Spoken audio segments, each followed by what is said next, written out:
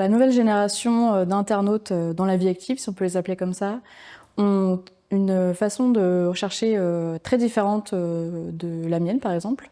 Moi qui suis plus habituée au moteur de recherche de Google assez classique, la génération des personnes de, on va dire, 25 à 30 ans aujourd'hui vont d'abord aller sur des plateformes comme TikTok. Donc là où nous, on avait un usage plutôt par hashtag, par exemple, à un moment sur Instagram ou sur Twitter, eux vont aller naturellement rechercher sur TikTok et taper leurs questions.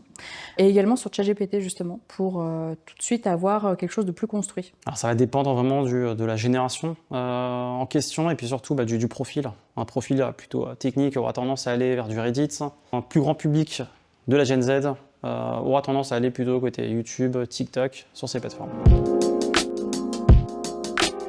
Non, pas du tout, parce que l'objectif de toute façon, c'est de faire une recherche, que je sois dans Google, sur TikTok, sur Pinterest ou ailleurs. J'ai mon objectif qui est assez clair, c'est je cherche une information et puis j'irai vers la plateforme qui répond le mieux. Je pense que la Gen Z a une manière de chercher sur Internet qui est quand même assez différente, on va dire, de la recherche des générations précédentes. On est sur un usage qui est très mobile, qui est très, on va dire, dans de la recherche courte, j'ai envie de dire. Donc on va chercher sur TikTok des choses qui avant étaient cherchées sur Google et on n'a pas forcément envie d'avoir des résultats, on va dire, classiques. On a envie d'avoir plutôt des créateurs de contenu, des influenceurs qui vont pousser des informations, qui vont pousser des lieux, par exemple, pour se restaurer, des choses comme ça.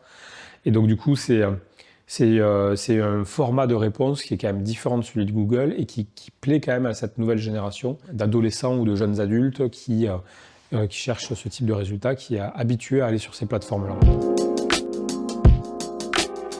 Oui, absolument. Je pense qu'on a fini avec l'ère où on avait du 2500, 3000, 5000 mots dans une page. L'objectif, c'est vraiment d'aller droit au but. On voit la tendance, les internautes passent de moins en moins de temps dans les pages. Google a tendance aussi à replacer l'internaute directement dans la bonne zone dans ce contenu. Donc l'idée est d'avoir des contenus courts, structurés et qui vont vraiment droit au but. Il faut toujours adapter ces contenus aux internautes, que ce soit la Gen Z ou une autre. Et en particulier aujourd'hui, on va avoir une Gen Z qui ne va pas forcément taper une recette de cuisine sur Google. Ils vont aller sur TikTok ou Instagram et ils vont directement aller chercher leur recette dessus. Justement, Google a compris que cette nouvelle génération, c'était l'avenir de la recherche aussi. Et donc du coup, récemment, ils ont inclus un nouvel onglet dans les résultats de recherche qui est vidéo courte.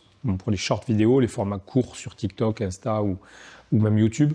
C'est des formats qui marchent bien, où il y a un bon reach en fait, on s'en est rendu compte.